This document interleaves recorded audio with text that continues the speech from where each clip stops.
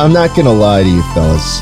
The whole campaign thing was just a way to sell shirts. It was just a way to make a fuck ton of money.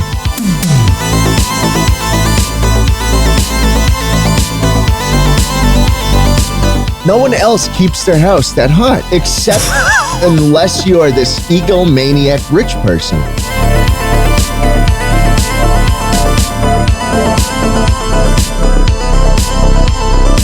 So if you do the simple fucking math, Tabber, you get the fact that Cinnamon Toast Crunch has to be B. That is the highest it can go.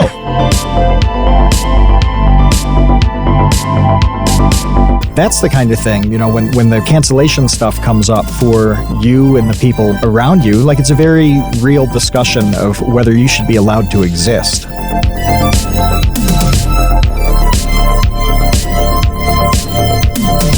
I feel like a lot of YouTubers, they don't really care about their money and they don't really do anything to kind of manage it or be smart with it. How did the dream SMP experience go? And do you wish it had gone differently? Is there anybody you genuinely like or dislike after it? Hey, welcome to the Create Unknown, the home of Make Something Mean Something. I am Kevin Lieber. With me, as always, is Matthew Tabor, joining us live on Discord with our patrons in the chat. Yes, it is the president-elect Jschlatt. Hey guys, welcome, Jschlatt. How you guys doing? Welcome, it's President me, Jschlatt. President-elect Jschlatt. What happened with your campaign? Oh, you know, I see that this Biden guy apparently won, and not you. I don't understand. That Biden guy, he's just been a thorn in my side for years now. Look, I mean, I'm not gonna lie to you fellas.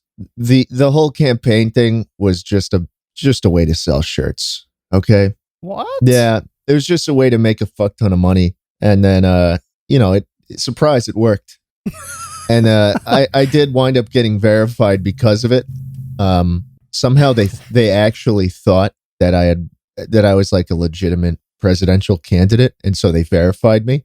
And then once I started spouting all this nonsense that I was the one who had actually won the election, and and the fact that it was coming from a verified account on Twitter.com, I think they pulled the plug on that real quick. They pulled the plug on your verification? They did, yeah. The account just unfollowed me. I didn't get an email like no one was like, hey, just so you know, this is why we're removing your verification or anything like that. They just kind of removed it. Matt, what was the name of the presidential candidate that had the boot on his head? Do you know who I'm talking about? Vermin Supreme. Yeah, Vermin Supreme. Yeah. I wonder if he was ever verified. Oh, I don't know. He should be. He's definitely on Twitter though, because he I got into a Twitter fight with him once over. You got into a Twitter fight with the Vermin Supreme? Yeah, it was a couple years ago. It wasn't bad. I mean, because Vermin Supreme doesn't actually fight with anybody. No, he fights just does gingivitis. He's not verified. That's what our chat has come up with, is that Vermin Supreme is not verified on Twitter. But did we nuke this episode already by discussing alternative election results? Is YouTube going to take this down? We're going to be deleted. Yeah. I think we've just become the bad boys of the podcast world, Kevin. Mm-hmm. We've gone rogue already. Conspiracy. So now that you've done a full campaign, what would you do? What will you do differently in 2024? Well, I'll definitely have to change the name of the merch that I'm selling to update the new year. But other than that, I think I ran it quite perfectly. You know, I think as the third option in a presidential race where, I mean, let's be real, no one wanted to vote for either of those fucking guys, you know? I think it kind of works. And I don't think America's getting any better. So who knows? Next election cycle, we'll probably have two even worse people. And then I'll be like, I'll just be over here in my own corner, getting verified and unverified again, screaming about how I won, and just selling a bunch of shirts again. So. Did you have any campaign promises, or was it just buy my shirt? I think ban women was one of them. Oh, yeah. Well, that's controversial. Yeah. Well, I mean, you know, it was rather tongue in cheek, kind of like Vermin Supreme, but there's no telling what I'd actually do if I won. What's the big secret that you'd pull on everybody? Let's say you win, you get in office. What bomb do you drop in the first 100 days? I probably would ban them. Makes... I probably would ban them. I'd just get rid of them. But that would see the thing is, if I'm trying to sell merch in another 4 years, then it's probably not the best idea because women do most of the online shopping. Do you what is the gender makeup? Oh, of it's your like audience? 90-10 male. Oh, it is. Yeah, it's 90-10 male. But yeah, sometimes I look at the Shopify orders and I'm like, wow, there's a lot of women here. I don't know. The chat linked us to the Jschlatt2020.com Jschlatt for President official website. Yeah. It's incredible. There is this splash page of this GIF of you with some sort of a pistol Glock 18, with like an extended Glock 18 clip. extendo. Yeah, man. We had a lot of money. You're riding an eagle, dude. That's such great art, and they animated it too. It looks fantastic. I'm so happy with how that came out. Now, what is the 1%, by the way? Oh, the one. When you ask people, to join the 1%, what is your 1%? Well, it's not too different from any other 1% that they talk about. You know that guy Bernie Sanders? Yeah. He goes on about how the 1% holds like all the wealth and nobody else even has like $5. That's what I'm talking about. Like if you have all my merch is priced just so exorbitantly high. So if you have the money to purchase it and don it on your body, then you probably are part of the 1%. So since they have all the money, that's who you're marketing to because they can afford your exactly sweatshirts and hats. It's like how Lamborghini doesn't like put commercials on TV because no one who can afford a Lamborghini is watching TV, They don't even know what TV is. They don't. They have some endless form of entertainment. They listen to shortwave radio. They listen to Report of the Week on shortwave. And then they email with their feedback, right? I email the Report of the Week with my location. It's a massive doxing operation. That's all Report of the Week is doing is just collecting doxes for everybody. I heard about, speaking of cars that we can never afford, or maybe you can with your 1% money, Jschlatt, that if you buy a Ferrari, you're put on a list. You're on like the Ferrari list, and you are not allowed to sell that Ferrari within some sort of time period. I think it's 3 years, or maybe even 5 years. And if you do, you're never allowed to buy. You're off the list. Wow. You can never buy a Ferrari again. You're banned from Ferrari. Damn, dude. Yes. Resellers are shaking in their boots right now. You can't flip a Ferrari. Damn, fuck.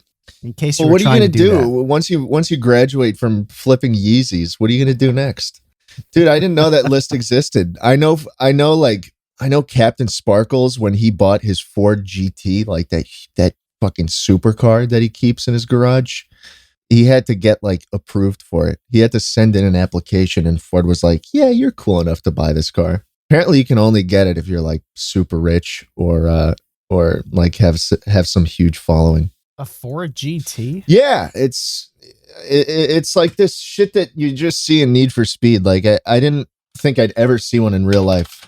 Oh, I'm looking it up. It's insane. Yeah, Ford GT supercar, CaptainSparklez, that Minecraft money, dude.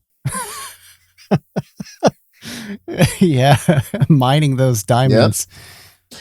CaptainSparklez is like fucking narcissist, bro. We showed up to his house early this year, I think. It was in January.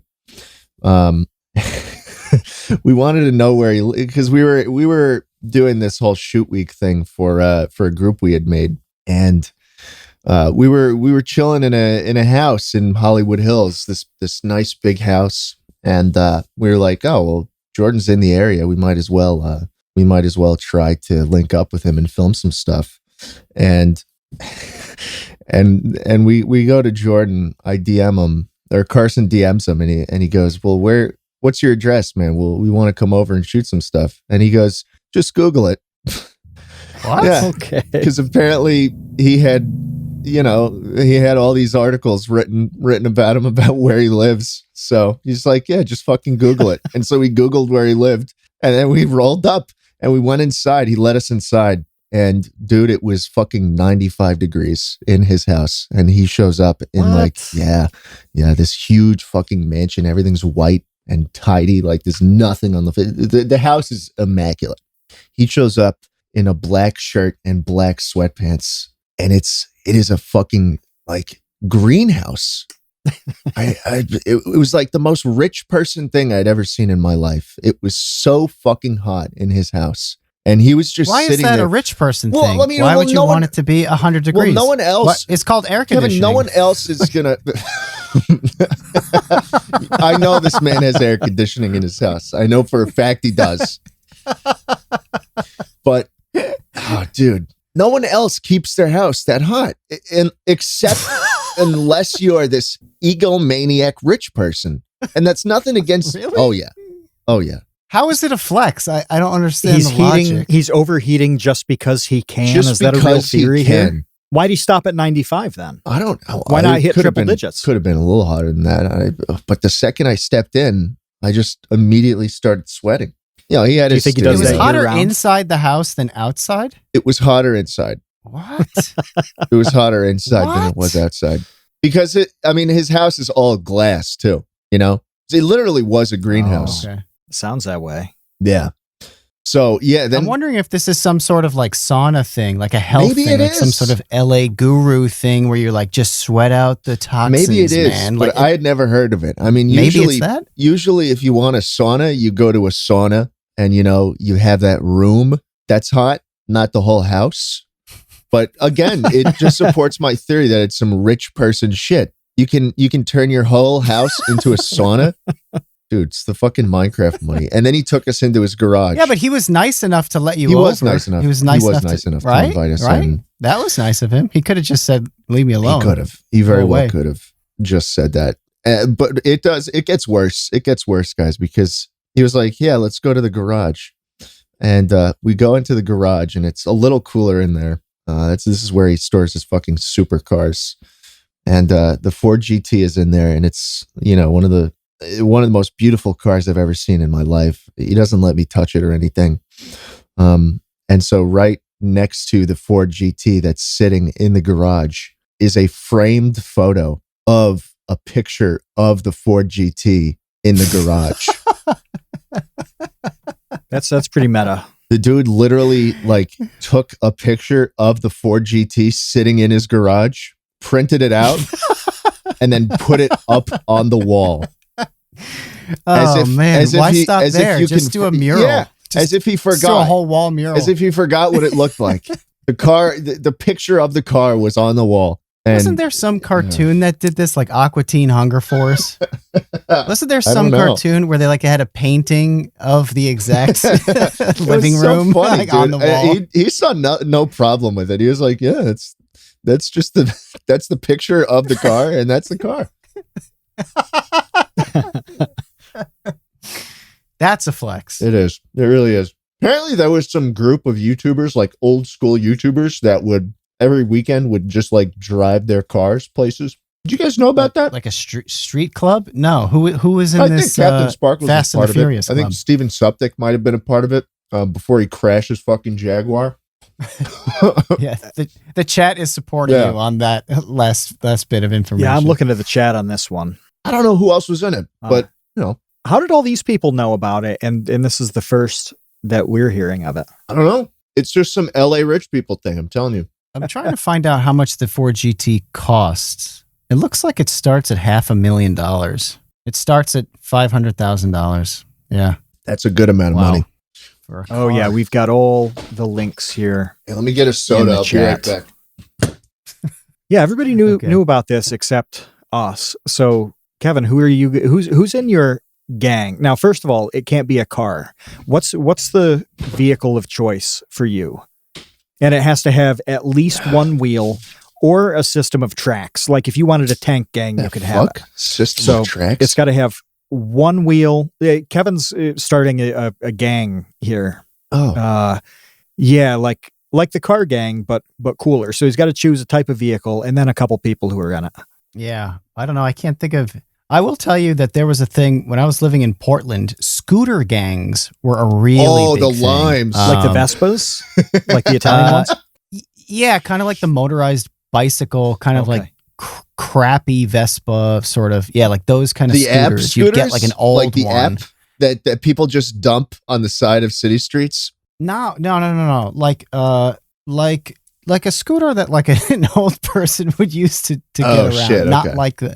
Not like those ones that you just not like that you like rent. You drive you scoot from one location in the city to the other. I hate those so much. This was before those even existed. Oh, okay. So somebody put in the chat. There's a website called Things About Portland That Suck, and number 43 is scooter gangs. I'm telling you that's a thing. That's a thing in Portland. Yeah, these people would drive around those scooter crazy. gangs. I don't have my gang would be the couch gang.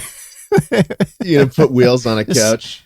Yeah. I mean, that's pretty relaxing. That's viable. So who's on the couch with you? That's my question, though. Yeah, that's a good so point. it's totally viable to put 6 wheels on a couch. That's fine. But yeah, there are a few seats. So who's on your couch? You need to choose 2 people to fill this couch out. Like YouTubers or family members or what? No, nobody wants to hear about your cousin. They've got to be YouTubers, not Maybe like cousin Eddie. Does. Shout out to cousin Eddie. I wish I had a cousin Eddie. That would be a cool cousin. Gosh, yeah, I don't know. The default would be Michael and Jake. Obviously, that's a boring answer too, though. Yeah, sauce couches. Sauce couch. I would have. I mean, honestly, I would have said Michael as well. Just that fucking. Oh my god, I could listen to that guy talk forever. Is he in the front of the couch or the back or the middle? What the fuck do you mean the front of the couch? Well, look, what the fuck does that mean? Well, okay, this is valid. This is valid. So I was thinking that the couch would go like lengthwise, like a car. What? But and then if everybody's going, just looking to the left? Yes. Yeah, like a bus. So you're saying it goes the other way, horizontal, and everybody's like in the breeze. Everybody's looking at where they're driving, bro. I thought it would be lengthwise. You have one driver.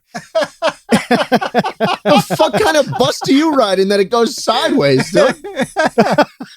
like a human couchipede. That's what I'm thinking of. That's fucked.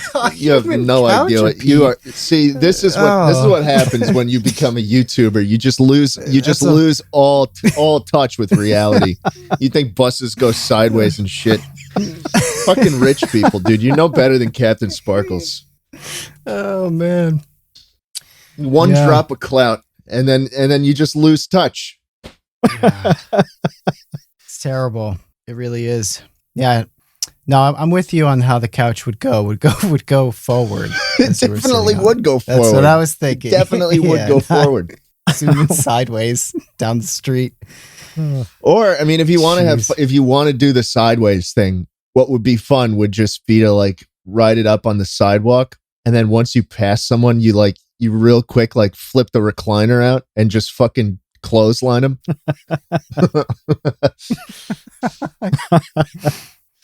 Like when car doors take out cyclists. Yeah, exactly. How did we get to this? I don't know. I don't know where we are. I don't know. We were talking about CaptainSparklez's car, and then you asked Kevin if he wanted to make a gang of some kind of vehicle, and then fucking couches, and then you chimed in with, well, the couch is going sideways. Fucking idiot. You know who would be good? A good member of my gang is Eggy, because you need like a party member, and Eggy would be the party member. Who the hell is Eggy? For sure. Eggy's a streamer. I don't know. He's awesome. I'm not And a rapper. not much of a streamer anymore. Do you remember years ago there was a video I think called was it called Take the Black Pill? And the guy was in his car talking about kind of chads and genetics and this and that. Is this the report of the week? Does he have like a fucking Baconator in his hands as he's talking about it? No, but it was similar. Like, just guy sitting in a car reviewing things, and what he was reviewing was like the state of getting girlfriends and things like that. Well, that really kind of got Eggy YouTube famous, and that was years ago. He's ditched that completely, and now he just has a ball, man. He goes wild. He's always having fun, like he is a party guy in the best possible way. And he bit through his phone during one of the streams a couple weeks ago. That was kind of wild. That's always good. Yeah. I don't know. Yeah. Who would I have on my couch? I mean, I'm not too much of a partier, I got to say. I mean, especially now that everybody's at home doing nothing, you know?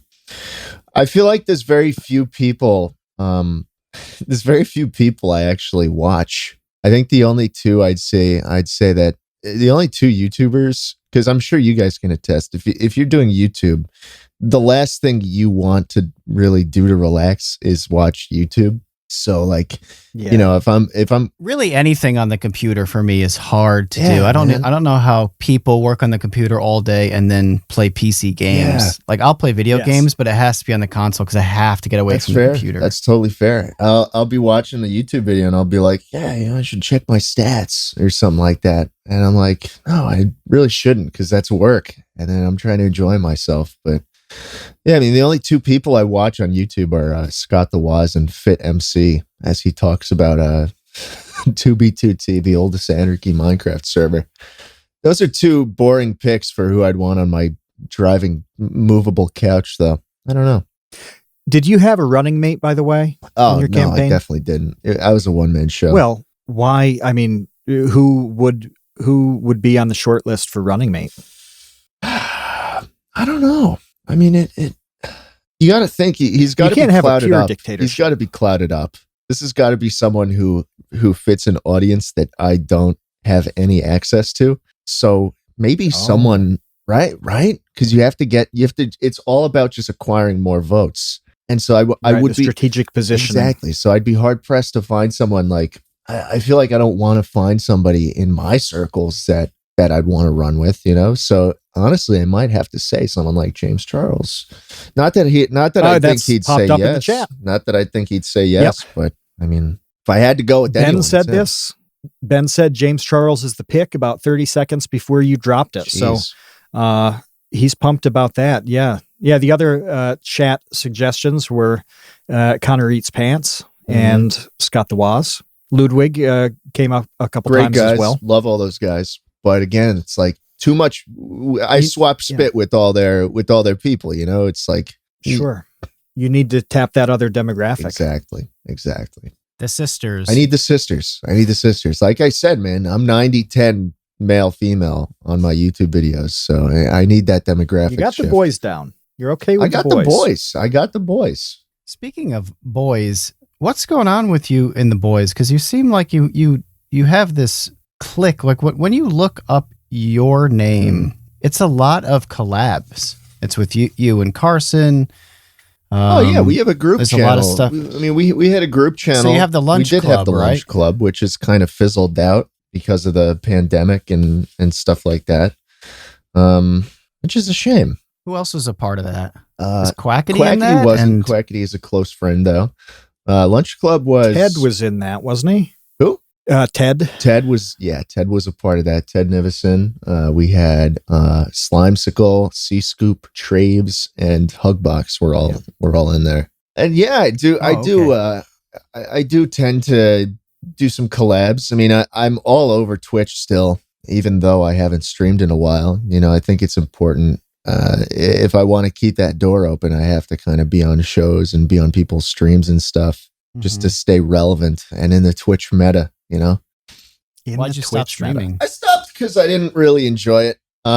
There were certain things about streaming that I was kind of like, well, I mean, I'd have a lot more fun, and I feel like I'd be able to make a lot better content if I just filmed this offline and I wrote down some ideas. And so, for example, yesterday I uploaded a video where I was ranking cereals, and I threw them all in. Yeah, we saw that. Yeah, I threw them all in a tier list. We have questions about that. Oh, yeah. Good. Well, I'm down to answer any cereal related questions. It's a topic I care a lot about, actually. And so hopefully you're prepared because you got some opinions here for me. Yeah. Some controversy. Yeah, man. We did some tiers, and that's cool. It's a lot of fun. We had a good time with it. However, the one that really had fights was the cereal tier list. Dude, tier fast food was close. Like, yeah, there were a couple there, but cereal had wild disagreements sometimes.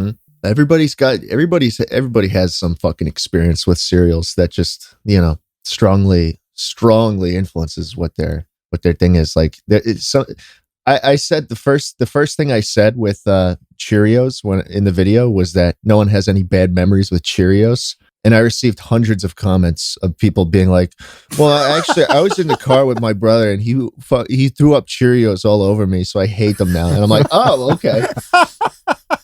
I guess you don't like Cheerios. I mean, fuck.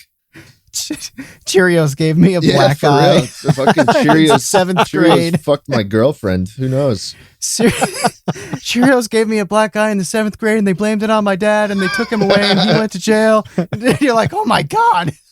But yeah, for that video, I planned out a lot of what I wanted to say, and I think it came out a lot better.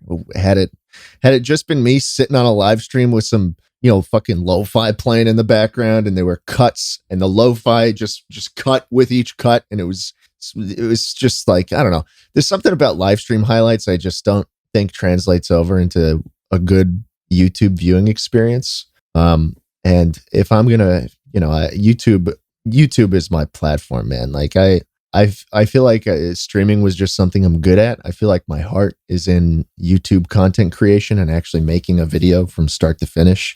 And so in that case, I'm just, I'm having a lot more fun doing YouTube. And, Twitch, obviously I'm forfeiting a lot of income from that, but I just talk about Raid Shadow Legends for 2 seconds and then it's all okay. The great equalizer. Exactly. The shitty fucking mobile games, man. They got a lot of money to spend. Wang loves Raid Shadow Legends, though. Like he legitimately enjoys Raid Shadow Legends and talks about it with some frequency. The thing is, a lot of the mobile games aren't bad at all. Like I still have some of the. You have to like play the games to get footage for it in some cases, and right. And so like, there's certain games that I still have on my phone. I have Battle Cats on my phone. I have AFK Arena. I have Frag Pro Shooter. Like a lot of the games turn out to be not too bad, and it's especially cool when I see comments on a video that plugs a mobile game. And people were like, oh, this is awesome. Like, I fucking love Battle Cats. I got a lot of comments of people who had played Battle Cats in the past and were like, oh, shit, I actually really like this game. And that's cool to see. Obviously, you're not going to get the same reaction with Raid. But yeah, Raid is tolerable. Like, it's a decent game, Just so happens that all these studios have fuck you money to splurge on YouTubers. What amazes me about Raid is, if that game existed when I was like 12 years old, like the graphics of that game, it's free. I mean, I know that you have to pay to it, it has that like pay to play model or whatever to get better champions or what freemium. Yeah. Whatever it is, you got to give them money to do whatever you want.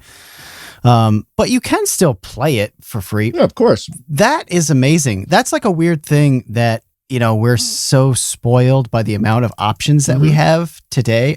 This is my old man tirade, but like back in my day, okay, Jschlatt, let me tell you what it was like back in my day. Back in my day, we had the NES, the Nintendo Entertainment System, and you'd get one game a year, maybe two. Yeah, shut up. If it was like a good Don't Christmas uninstall or Flappy something. Bird. Yeah, your Uncle Danny gets you Back to the Future Part 1, 2, and 3. And it's the worst game you've ever played, and that's all you have. You have for the rest for the next like 6 months at least, maybe 9 months, depending on where your birthday lines up as it relates to Christmas.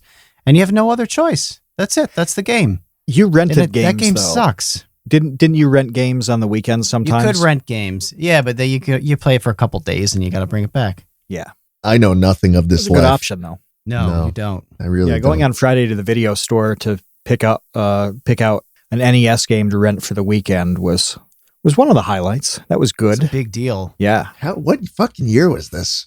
That would have been like 90 to 92-ish. Jesus. How old are you guys?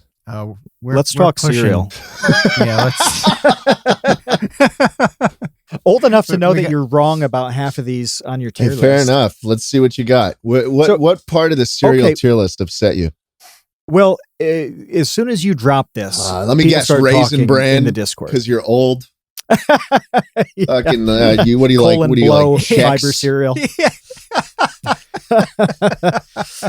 Well, our overall champion was Cinnamon Toast Crunch, and you've only got it at B tier. Okay. And I think that was the initial gripe. Very easy explanation for this. Okay. Okay. Cinnamon Toast Crunch is a great cereal. I love Cinnamon Toast Crunch, but there's a better option available, and that is French Toast Crunch. Have you guys ever tried that? I haven't. I didn't expect you to. I have. I don't. Why is it better? Because it's just a better tasting cereal. It's a better tasting cereal. It doesn't cut the roof of your mouth. The fuck are you talking about? It tastes like maple syrup. It's delicious. And there's no residue. If you just shovel the fucking shit out of the box like I usually do, instead of just eating it with a spoon like a normal person, like I said, like I'm a fucking caveman, dude. I just eat residue cereal out of the box. A feature. Yeah, what residue? Residue is a feature, not a bug when it comes to cereals. What the fuck do you mean? What residue? You want a slimy reminder of the experience. No, you don't. Listen, you do. I eat cereal when I'm multitasking. I'm fucking editing when I'm eating cereal out of the box. I need no residue. I be scooping that shit. All right. What is the residue? How just stuff on your hands? You cannot work with residue on your fingers. And Cinnamon Toast Crunch is the fucking number one suspect when it comes to getting residue. What? How does Quisp make A tier? That's another. Wait, have you had Quisp before? I don't think so. So why are you even asking? I don't. Why are you asking the ranking of Quisp if you've never had Quisp before? There's the O's in S tier. I gotta give you the rest. I gotta give you the rest. I haven't finished my fucking explanation about the Cinnamon Toast Crunch. All right, you're getting me off topic. Okay. French Toast Crunch is better than Cinnamon Toast Crunch, so it has to be lower. Cinnamon Toast Crunch has to be lower than French Toast Crunch, right? Sure, that's fair. Yeah. When it comes to maple syrup cereals, though, like French Toast Crunch, there's a better option than French Toast Crunch, and that's the Eggo cereal, which is just like immaculate. That is the best tasting cereal I've ever had. And so that means that French Toast Crunch has to be lower than Eggo on the tier list. So if you do the simple fucking math, Tabber, you get the fact that Cinnamon Toast Crunch has to be B. That is the highest it can go. Okay, so it's just a logic game at this point. So how does Reese's Puffs? I don't give a fuck. Reese's Puffs is fucking candy. How's that dude. so low? Yeah, why wouldn't that make it high? I mean, how do you put that at C? Because I feel like shit whenever I eat it. Objectively a good experience. It's not a good experience. Oh, you don't eat Reese's Puffs and then go, when you eat Crunch Berries. I'm ready to have a good day. You don't. You feel good about yourself. You don't have a blood sugar issue when you jam Crunch Berries in your face. I feel great about myself. I feel terrible when I eat all berries. Oops, all berries. Fuck you. Because that's like Reese's Puffs. That's just fucking gluttony. You're eating oops all berries. It's disgusting. I really miss waffle I think we had Trix high too. Fuck, our Trix. people voted Trix really high. Trix sucks, and I'm not a big fan of Trix. That was our patrons like Trix. Trix is a disgusting cereal. I don't know why there's so much love for Trix, but it was really high. Like I think it was in the final vote for the best cereal. What? And I kind of at a certain point you just step back and realize that sometimes your community is monstrous, and you have to let that play out. And that was one of those points where it's like, I don't understand anything about what's happening right now, but if they want Trix, they want Trix. Thank God it didn't win, but I think it got second. I want to say two things really quick here. One is that I've never had Eggo cereal, so I Googled it. And when you Google Eggo cereal, a picture of John Riggs comes up. And if anyone who doesn't know who John Riggs is, he does YouTube, he does gaming videos, but he's obsessed with cereal. Jschlatt, do you know John Riggs? Who it is. Okay, if you're a cereal guy, then you're going to have to look up John Riggs because he is like the cereal guy. And the fact, dude, you Google Eggo cereal and a picture with his face shows up. What? Really? I mean, come on. That's amazing. Yeah. I see a thumbnail where there's he's holding a box of Morning Summit, which looks like some granola kind of thing. And it says worth $13. Like, I'm just intrigued on how he's getting cereal value to that degree. I see him. Like why he's pumped about a $13 cereal. He's obsessed with cereal. He's the cereal guy. Sometimes it's hard to get cereal. Sometimes it's hard to, you don't see it on the shelf. You got to buy it on Amazon for like $10. I mean, that's the deal with Quisp. It's never never on the shelves. Never find Quisp anywhere. Wait. So then my second question has to do with residue. I want to talk about residue. So residue is the stuff on your hands, you're saying. It leaves a mess when you eat it with your hands. Residue is the sugar that's left over when you shovel Cinnamon Toast Crunch out of the box. Okay, that's so the shit that gets left on your fingers. Then how do you feel about things like Cheetos? I don't eat Cheetos. Or Doritos. I don't eat Doritos. None of those snacks, because those are so much worse. If I'm eating Doritos, I'm eating Cool Ranch, which leaves rather little amounts of residue in comparison to the original. I'm sensing some inconsistency, and I don't like it. No. Okay. I don't think I know what you're talking about. We need to hold you to account here, because you've got a problem with finger residue, right? Mm-hmm.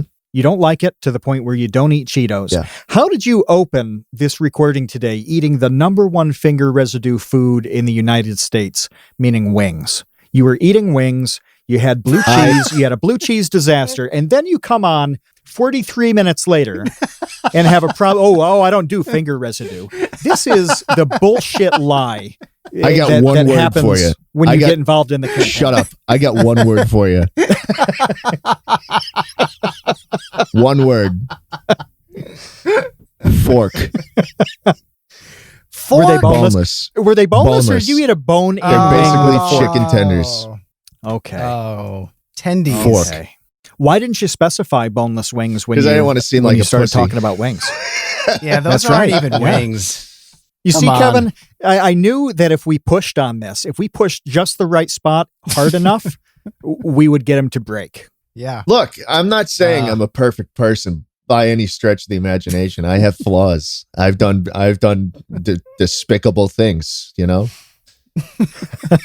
but this is one thing I'm going to stand strong on. I mean, I think boneless wings are a decent alternative to regular wings if you're in a bind and you need something to be quick and you relatively residue free because you eat them with a fork.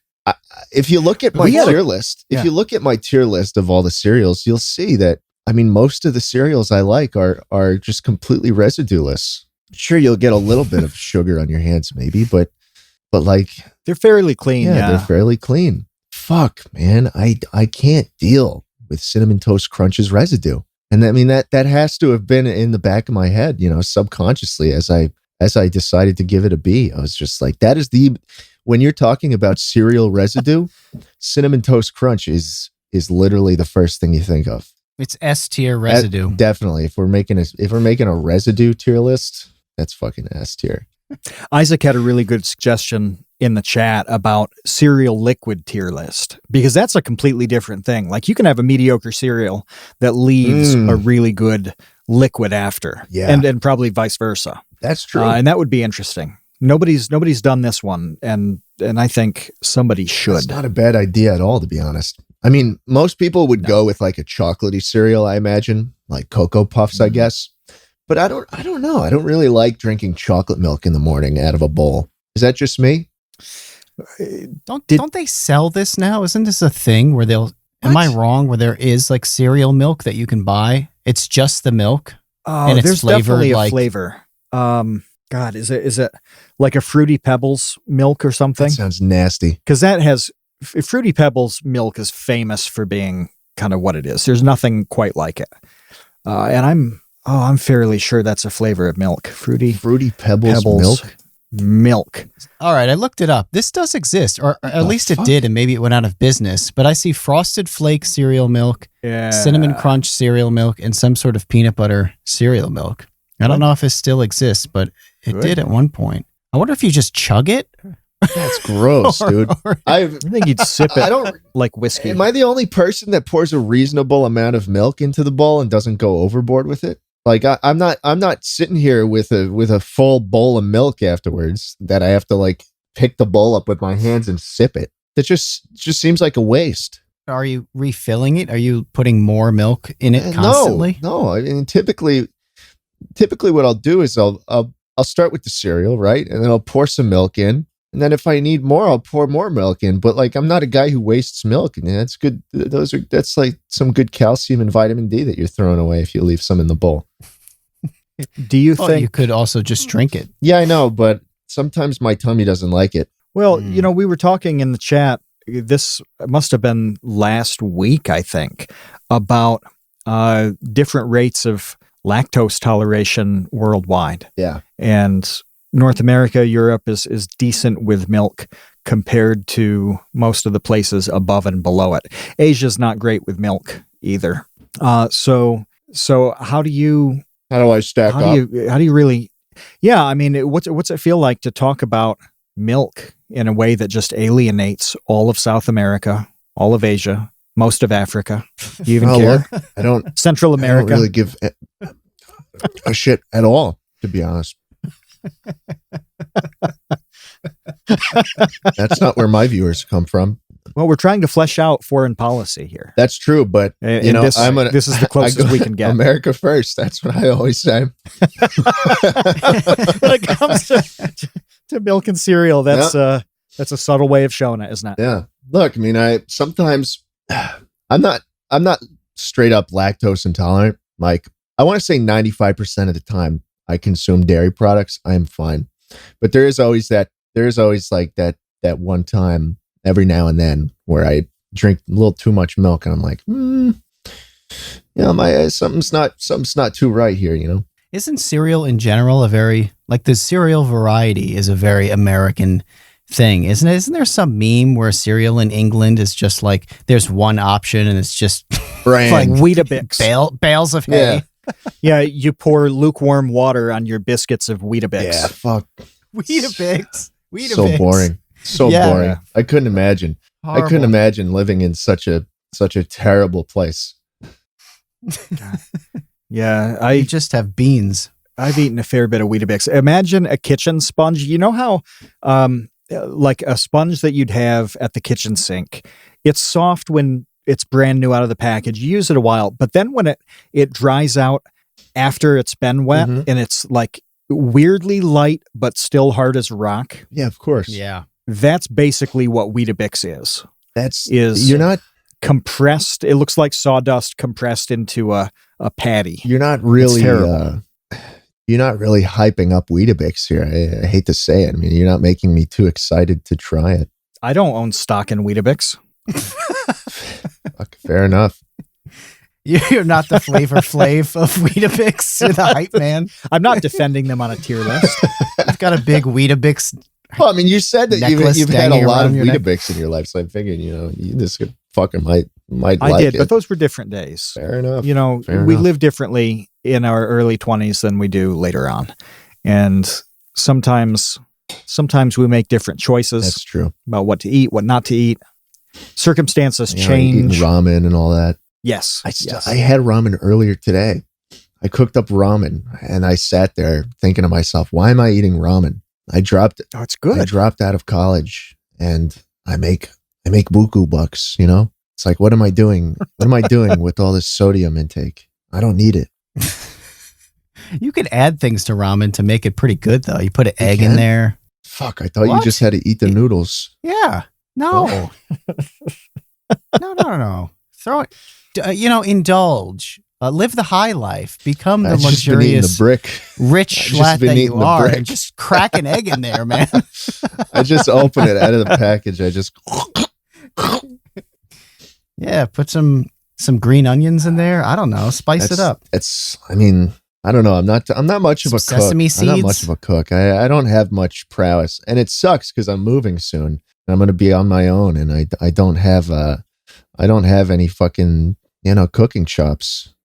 You're going to be those YouTubers who just talk about Uber Eats on Twitter all day. Will. Just complain about tweet Uber at them Eats. publicly. Hey, Uber Eats, second time this week, my dasher has run away with my order. What happened? You're going to become that guy. I don't want to be that guy, but I fear I might become him. Unless I... This is the last time. This is the last straw, Uber Eats. Never again. Dude, I'm gonna have to start coming up with some recipes. some easy like chicken recipes just so I don't spend that much money. I Uber Eats these wings that I'm eating right now. And I spent like $33 on one platter. And I'm like, well, I probably shouldn't. 30 Yeah, it was like, what was it, like 20 something wings? Plate of 20 boneless wings. That's a lot of wings. And they're small though. That's the thing. They're fucking small. I eat them in one bite.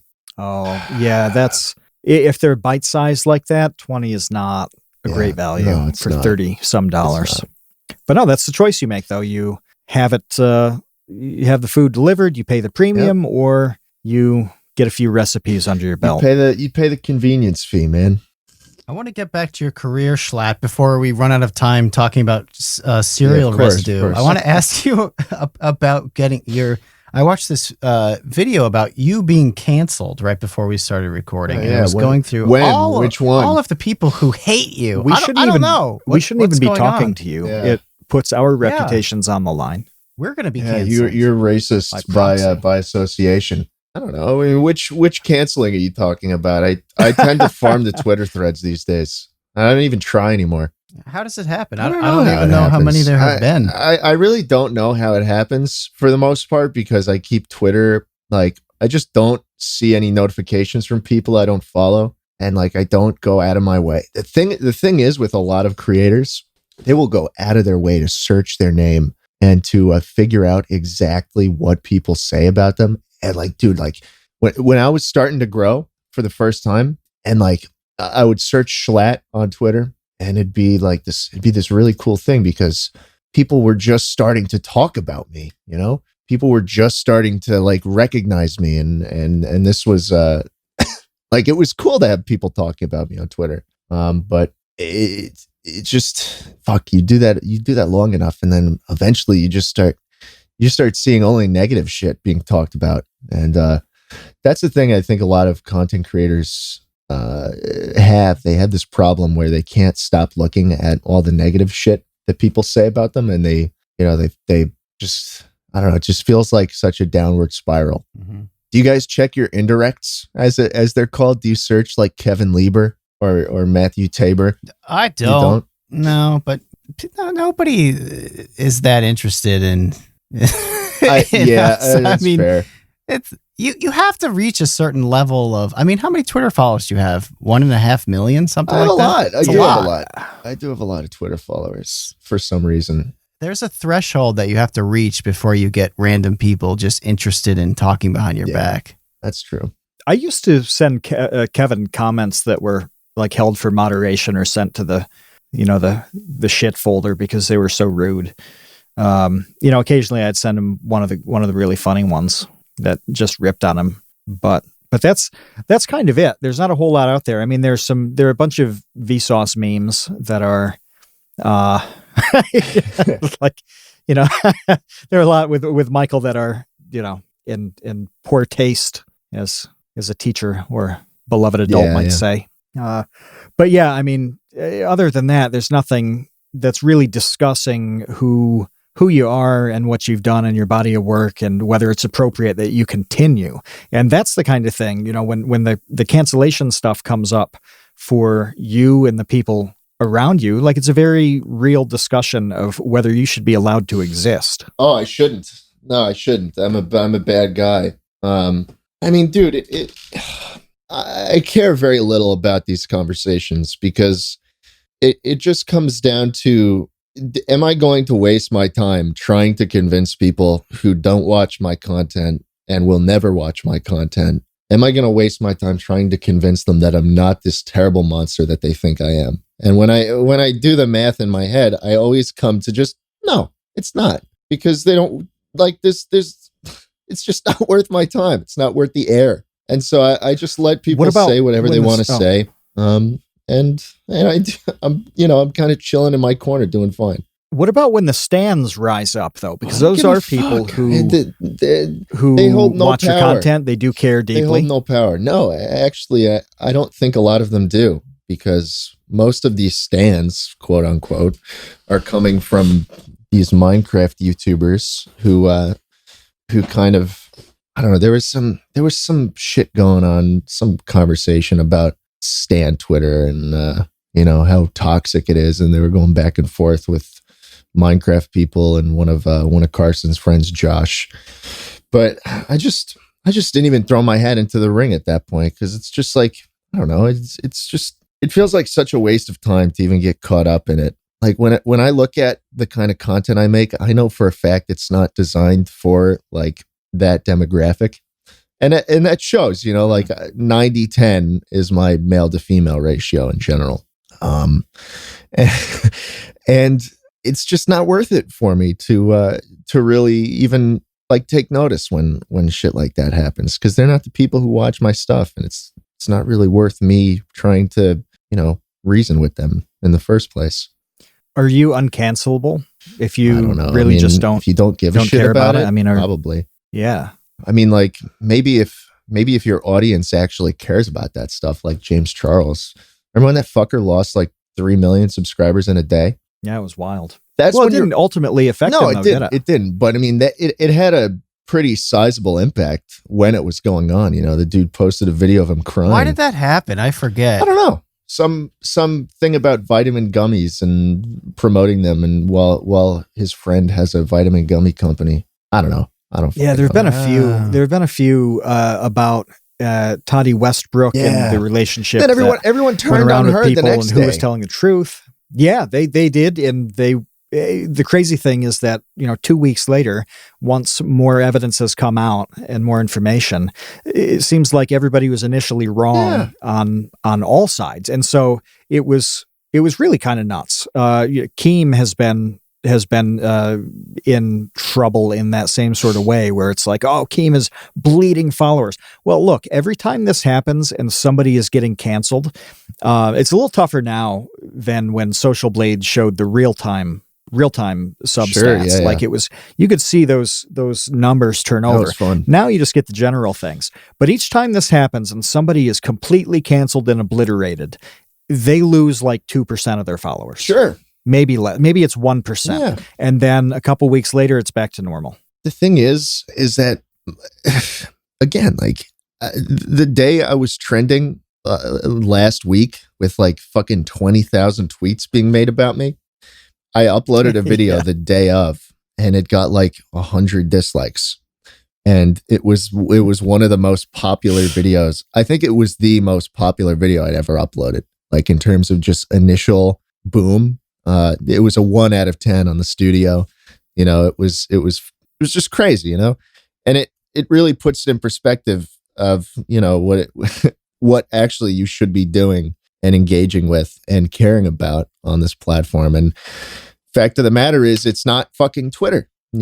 I go on there once a week, I make my funny tweet, and I leave. And that's pretty much my relationship with the platform at this point. Do you not really use it that much? I don't really like Twitter? I don't. Sometimes I'll go on to see what my friends are tweeting, and I'll try and reply to them, to kind of get in before their tweet does well, so that your name is still kind of associated with it, and then you get some of their followers. But in general, man, I mean, it's like I see very little value on Twitter. It's just fucking. I made a tweet in jest when all that Stan stuff was going on, just like, dude, get off Twitter and fucking open up a brokerage account and start investing in mutual funds and shit. It's like there's so much better things you could be doing with your time that will set you up for success. And just being on Twitter isn't one of them, man. Yeah. What I found interesting with the video that I watched about you people clamoring for you to be canceled were how many of them were frustrated that you weren't canceled. There were all of these things that were like, how come he keeps getting away with this? And they were shaking their fist in the air. It's because they don't watch me. And it's because that's what I was thinking. I was like, this is the point. Because you don't have any effect on his content. Trying to convince people who don't watch my content and never will watch my content because I don't make it for them. It's not worth my time convincing them I'm not a terrible person. So I don't worry about it, and I'm doing fine. And the really only way it would have an honestly, effect dude, is if your fans were pissed off, and they're at not you. Because they understand. But that's the thing. Like it's not worth my time, and that's really all I have to say on it. It's just, it must feel weird though to have that occur Nah, around you you. get I mean, used to I've it. obviously never You get used experienced to it, anything probably. like that before. You brush it off at this Yeah, point. you go on the trending section and you see your name and you're like, well, must feel weird. It probably you guys close don't the have app. any experience with it. Very few people do, but that is really the extent of it these days. Yeah, nobody cancels me over my like stupid hot dog tweets. So that's part of my strategy is just to be extremely dumb. Oh, I've seen your Twitter account, man. It is pretty dumb. People would just feel bad trying to deplatform you. Yeah, they would start a GoFundMe instead for my wellness. Get me checked out. I was hoping Marquez Brownlee announced today that he's creating some sort of Streamy Award this year. And I was hoping that it was going to be the worst Twitter account and that I would gladly accept it. Right. But he hasn't responded. He hasn't responded. So Kevin, I hate to break it to you, but I doubt he even saw the tweet, you know? I would bet any amount of money that he just did not even see the tweet and does not care. Well, actually, what if one of his assistants saw the tweet and it went up the tweet chain and got to him? I'm sure his response would have been like, "Who?" Well, Jschlatt, did you notice during your like 5 days of verification that you see very little tweets when you're verified? Because I have verification on the Vsauce2 Twitter account, and I get no notifications on that. Like I'll see people tagging me on my personal Twitter that also tag Vsauce2, and the Vsauce2 account will never see that tweet. It just filters out like everything. I don't get notifications from anybody except the people I follow. So like you can tweet anything in the world at me and I will there is 100% chance I will not see it because my notification section on Twitter is just people I care about. And I think that's what social media should be in the first place. You know, I've kind of got my own little quiet corner here where I just tweet stupid shit and don't and don't see what anybody says about it. Because it doesn't matter. It's social media. It's fucking useless in the first place, man. So what does the future hold?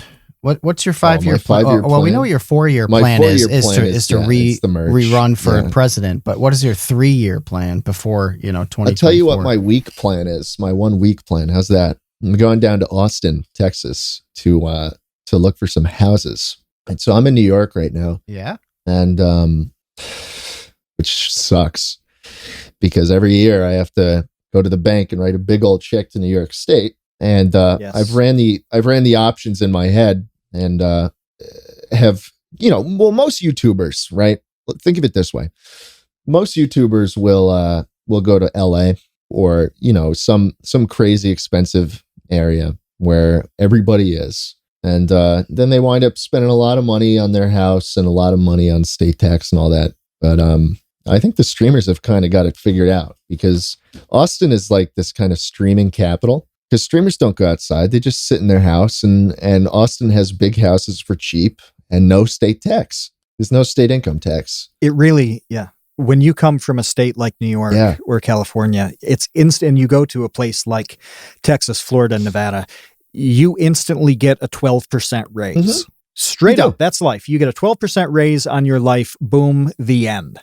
And if you're, let's say you've got a good job, you're making $60,000 a year. What are the odds of getting 12% as a raise at work? Well, probably not great, but you can get in a car and go, and all of a sudden you're making $7,000-8,000. Well, what's $7,000 or $8,000? Basically a mortgage payment. Yeah, exactly. On a 30-year mortgage on a big ass house, you can pull a payment like that. So by moving from New York to Texas, you basically get a free, large, amazing house. Exactly, dude. And that's the way the math works. I've thought about this like so much. Like when you're working on the internet and your income just straight up does not determine, it is not fluctuating based on where you live.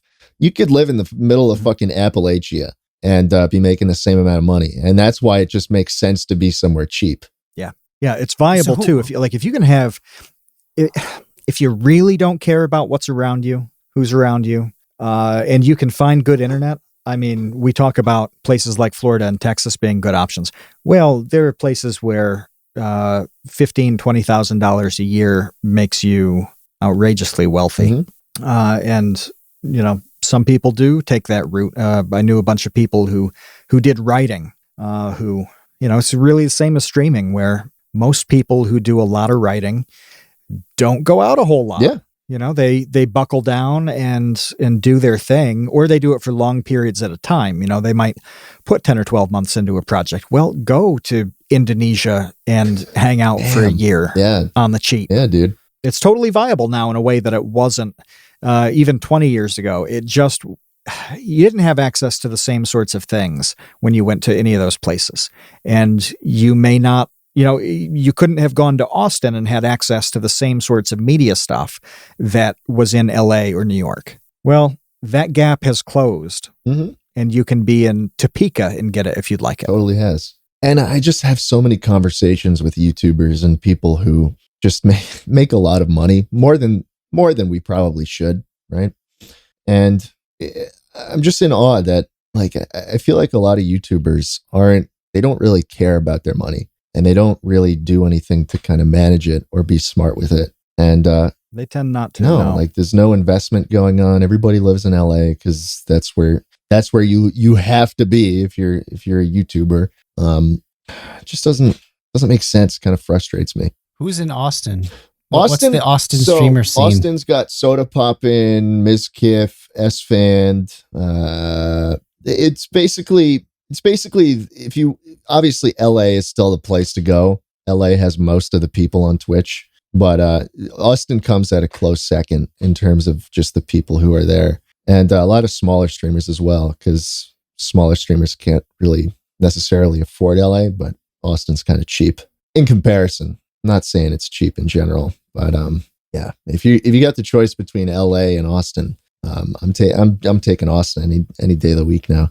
And so my plan is to get out there this month and tour some places, and hopefully get something signed, some year long lease on a place, and just move down there and see how I like it. And if I wind up liking it a lot, then maybe I become a real estate guy. I feel like that's a viable option for a lot of YouTubers. I know for a fact CNanners, when he quit a couple of years ago, he straight up moved to Austin and started doing real estate. Like it's just one of the things YouTubers tend to do after they're done making videos. They just kind of own land, which is weird. It doesn't really a lot of flexibility in it, though. Totally. Like it in terms of scheduling and the way you apply your responsibilities, it kind of is pretty similar to YouTube. That's fair. That's very fair. And so that could be in the cards for me. Who knows? Right now. What about a gamer house? Jschlatt TV. God damn. I would be living with Jschlatt hut. I would be living with a streamer buddy of mine, Connor Eats Pants, who's pretty cool, but in general, I'm not really too keen on this idea of getting, 5 sweaty big men in the same place. Sweaty. So you're going to pull a CaptainSparklez and I keep turn my the house, AC on. I have a fucking heater on, 24/7, even in Austin. That gets pretty hot. 150 degrees. Man. So, I just like having a lot of space. I like the idea of having, a different room where I sleep, and a different room where I can relax, and a different room where I can film stuff. And in Austin, that's a possibility. And in LA, it's not. In New York, it's not. So, I think that is the extent of it. What YouTubers are in New York?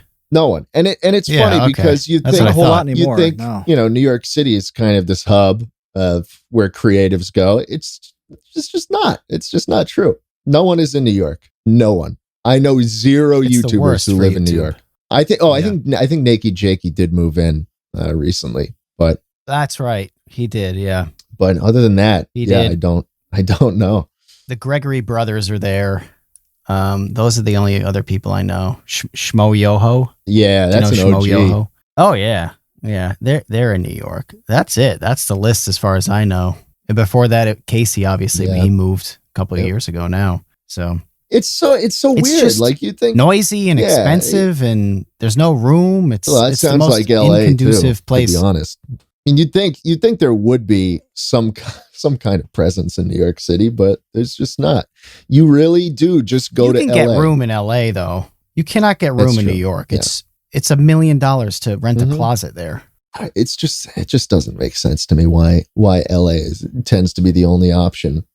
It is what it is. That's where all the agents are. Yeah. That's where all the agencies are. And hey, do you want to do this TV thing or commercial thing or ad or it's all out there. That's why.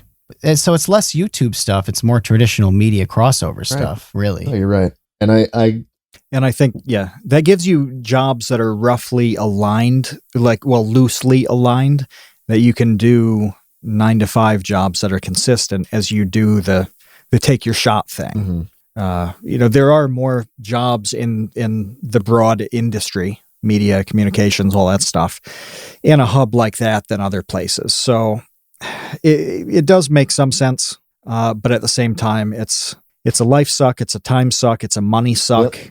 It's a suck. It is a suck. Everybody in LA is depressed, man. It's just not a happy place to be. I enjoy when I go on trips to LA and meet up with people, but I couldn't imagine, you living in LA, you're not hanging out with people every day of the week. You're not having fun. You're just kind of there.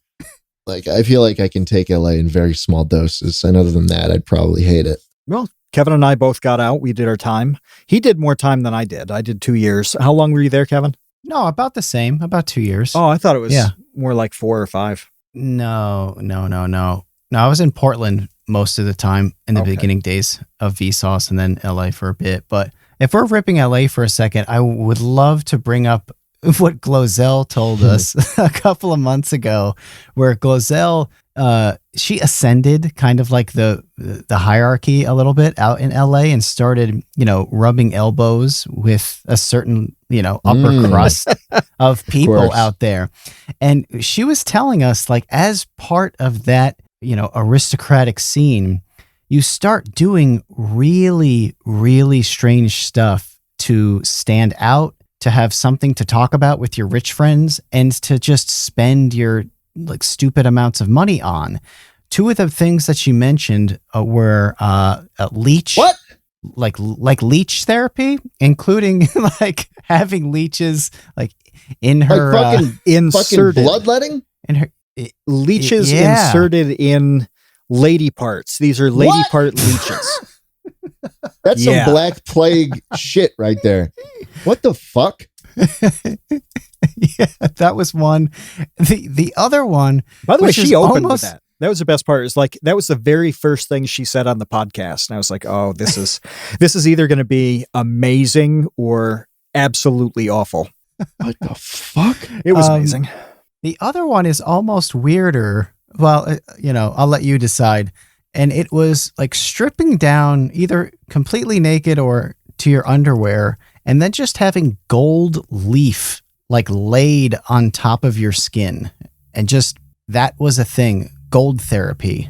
And you would just go to this gold therapy place. You get covered in gold for, I don't know how long. I don't think she specified the duration or what the supposed benefits were, but that was a thing.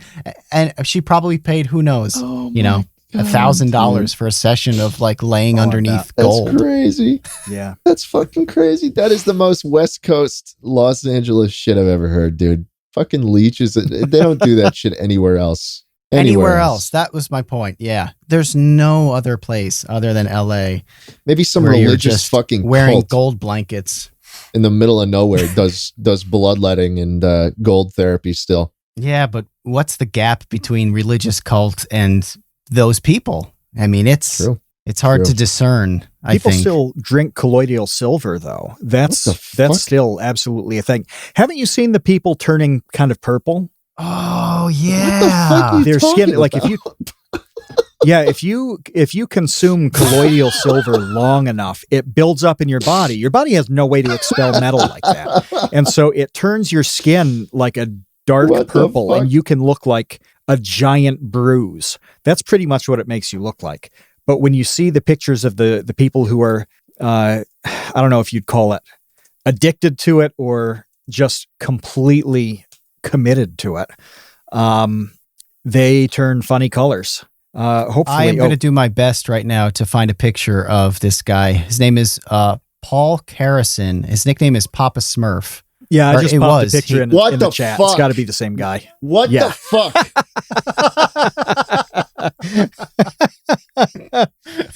And if you're listening to this next week on audio, you got to Google this. If you Google one thing, Google colloidal silver man, like this is going to be the guy who comes up. Wait, Matt, what is the benefit of drinking colloidal silver? Why do they do this? I Do you think, know? Oh, Makes me feel good. I want to be right about it. Yeah, I want to be right about what they think they're doing. I do know that there are people who put it on topically, and there are people who swallow it.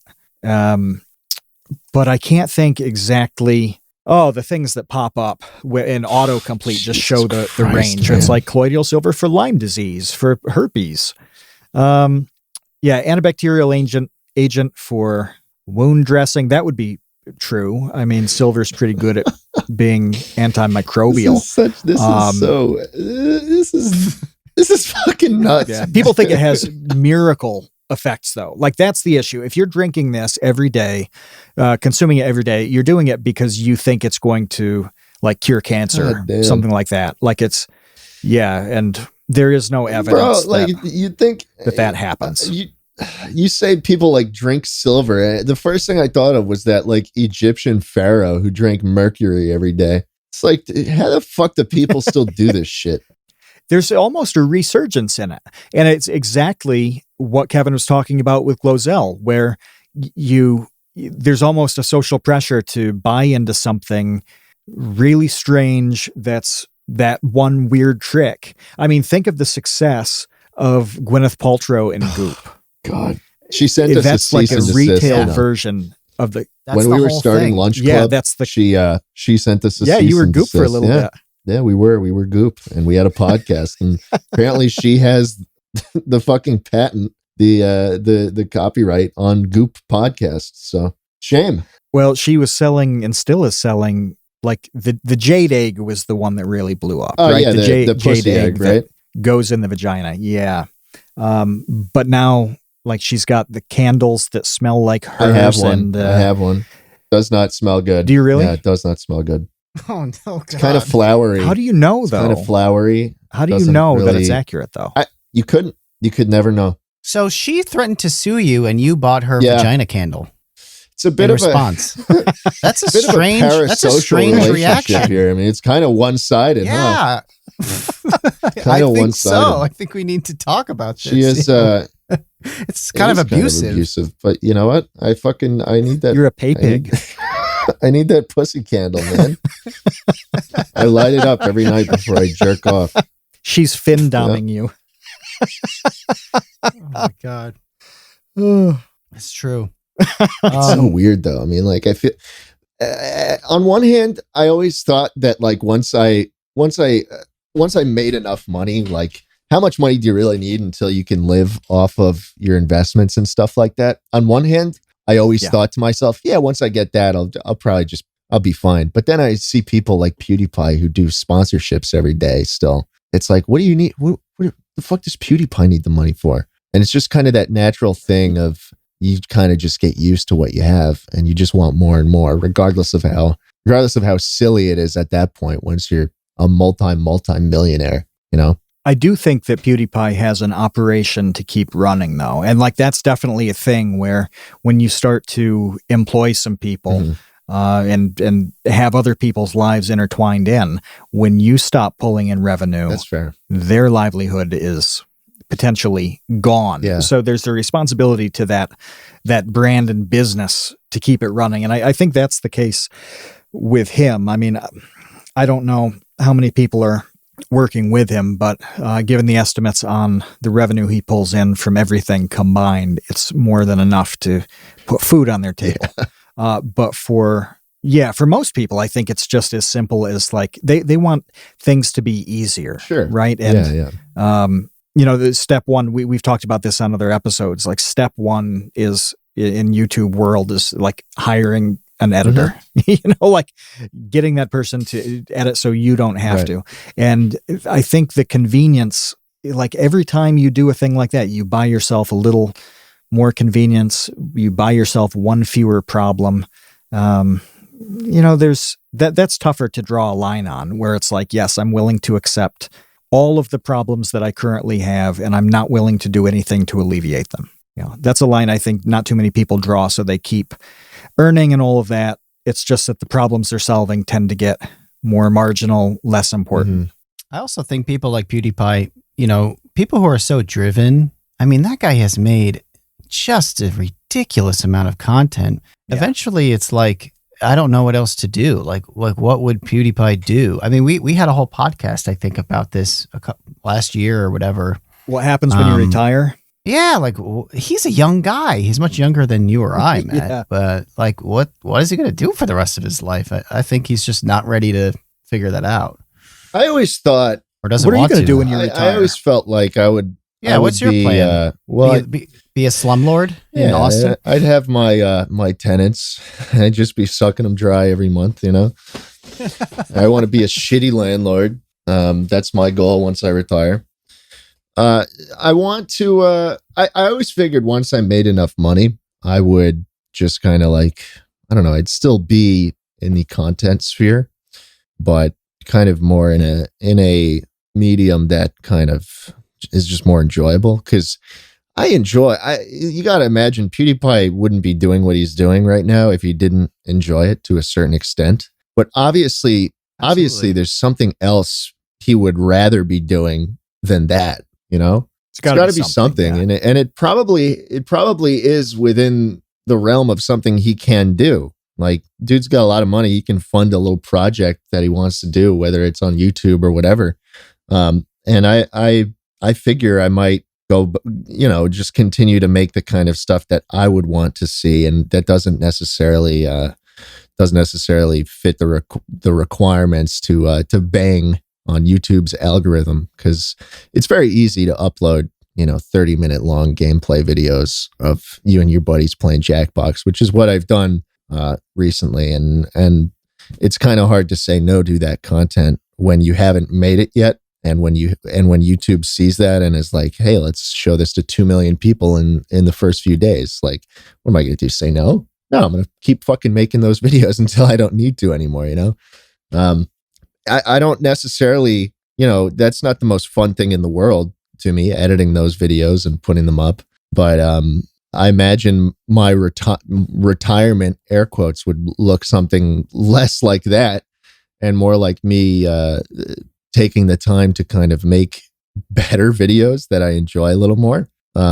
Whether those are video essays or whether that is, posting more frequently on my Call of Duty channel. I have a Call of Duty commentary channel that's like straight from fucking 2010, where I just play Modern Warfare 2 and talk over it. I don't know. I feel like I wouldn't be talking up cereals in my exaggerated, bombastic persona, had I not need to, Isn't the commentary stuff the weekly slap? Isn't that like your Ask Jschlatt kind of? Like advice column, sort of. For a while, I've been accepting emails from people who just kind of send in their problems, and I give them advice on it. But recently it's been kind of a struggle to do it, because I keep thinking about this concept of like parasocial relationships, and especially with the drama that's been going on recently with stans and all that kind of loops in too, because I don't know, the thing that goes on in my head is, when I see people who have become so utterly invested in one content creator, to the point where like they have Twitter accounts dedicated to them, and I don't know, I feel like the relationship I want to have with my viewers is, I want you to treat me like a TV show or something, like just a piece of media that you tune into every now and then. And and enjoy and not. And that's really it. Like you turn off the TV and then you go about your life afterwards. You know, I want you to watch my videos and laugh, and that's really it. And because I don't care about you. That's the thing. It sucks to say, but I might care about my numbers and my viewers, air quotes, as like a collective. But in terms of individual viewers, in terms of the one dude in Idaho. Boise, Idaho, who's watching my videos every day after a hard day's work. I don't care about him. I don't know him, and so I can't. I reasonably can't care about him. And the thing is with the Weekly Slap is that it's kind of like breaking down that fourth wall of this bombastic, character that I play in my YouTube videos. And it's kind of, on one hand, it's a nice outlet where I can kind of express myself and not have to, be joking about dick and balls. And on the other hand, it's kind of this window into me as a person that I don't necessarily know if it's the best thing for me to do to be sharing it with people, because then it kind of builds that parasocial relationship in a way that, I don't necessarily think is that healthy. Yeah, you definitely have those, because I saw somebody like one of my tweets and their account was like, I'm obsessed with Jschlatt. I don't remember what it said, but it was something along those lines. I don't know how to feel about that kind of stuff. You see, yeah. Just send them the Vsauce 2 video, The Invention of Friends or Friendship. I don't remember what it's called, but they'll learn about what it means to be a friend and how your brain cannot possibly care about them cognitively. Yeah. It's science, fellas. It's just simple science. Sorry. It feels weird to say that I don't care about any of my fans, but like if I really was like, I love each and every one of you, you guys are the best. It'd just be not genuine. A lot of creators say that. I know it does. I know they do. And I don't think it comes from a bad place or like a disingenuous place. But it's just not for me. I'm not the kind of person who's going to say that. It's a numbers game too. Like totally. It's very easy. We've talked in past episodes about the community with the Create Unknown. It's small enough to where we can actually do that, right. and it's real. Like we know what kind of art people are doing, and what kind of videos they're making. If it were even like maybe twice the size that it is now, which wouldn't be a lot. It's not like there are, 10 million subs here. Who are active in the Discord and stuff. But even twice the number that we've got now, it would be impossible to know what everybody was doing. And that's a really small number. So we're kind of at capacity in terms of knowing people really well. We will probably continue to grow. Like the Discord community has grown at a decent pace for a year and a half. There's no indication that will stop. That's great. But we're going to probably not have as strong a handle on the minutia. Of course. Some people will stand out, and that's fine. That's awesome. We'll get to know their stuff really well, but it won't be like it is right now, where we really do pretty much know what everybo's working on. And again, these numbers are so much smaller than what you're dealing with. Yeah. Anybody who has, tens of thousands of Twitch followers even, or not even millions or anything like that. When they say that they really have a deep attachment to each and every person, it's just not possible. It's not. And like I said before, like you can tweet anything you want at me. I will not see it. I won't see it. I have Twitter formulated in a way that it doesn't show me anything, and that's the way I enjoy it. That is what brings me peace. Not seeing any of it, because I know that there's stupid shit going on, and I know that there's people who care way too much about me that probably shouldn't. And it sucks to say that one of my favorite projects that I really genuinely enjoy doing probably contributes to that parasocial relationship. I don't know. It's just something I've been struggling with, I guess. Yeah. Got deep. Yeah. I know. It makes sense, though. It does make a lot of sense. Like especially Ice Cube said, deep, so deep, put yo ass to sleep. Maybe my retirement looks like kind of breaking down that wall and kind of putting a stop to the whole bombastic nature of everything, and just going on that Call of Duty channel every week. Maybe that's what I'll be doing till the end of my days. But I don't know, man. I mean, my plans are pretty. I'm not too much of a planner, to be honest. Like, I mean, I don't know. I don't have a 5-year plan. I have a vague idea of what I'd like to have in 5 years, which is a pretty decent place to live, and probably trying to start a family at some point. But I really couldn't tell you. I mean, this shit, I've only been doing this full time for like a year, man. A year and 3 months, maybe. So, I mean, so much shit. It's pretty new. It is. It totally is. And this landscape changes every month. Something crazy happens, and I don't know. Who knows what fucking YouTube and Twitch will look like in a year from now. Well, we have a bunch of questions that, Matt, if you could do your best to shotgun through. Sure. So we can blast down through these. And the first one is from Rosie, who became a member of the Dumpster Crew during this episode. Thank you, Rosie. We love you individually. Welcome to the Dumpster Crew, Rosie. We care deeply about you as an N=1. Everything we love you, Rosie. We just said in the last 10 minutes applies specifically to you. We care about you. I wanted to jump into it, though, and see if Kevin was segueing, because it's that question that you were just explaining about. It's about what are you doing 10 years from now? I know you say that, it's been 15 months full time, 5 years. I've got some basic goals, but fucking 10 years from now? Do you have a prediction for the 10-year Jschlatt? No fucking predictions whatsoever. Not a single thing? Not a single thing. Hey, maybe I get married. Is there anything you don't want to be doing then? I don't want to, hopefully I'm still not, breaking keyboards and shit for YouTube views. Hopefully.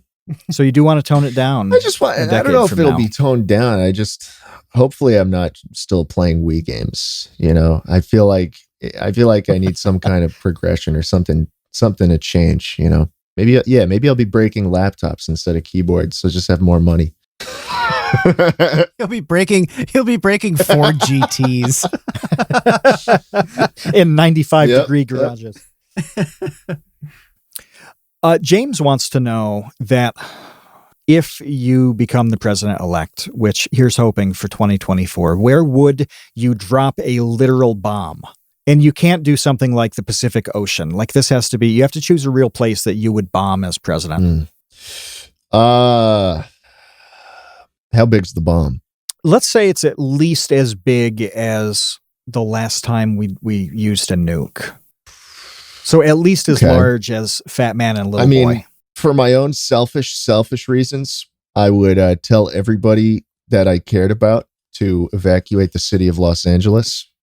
And then we'd fucking drop it there so that everybody would just like stop being stupid and moving to Los Angeles when they wanted to be rich and famous. And they decided to move somewhere cheaper.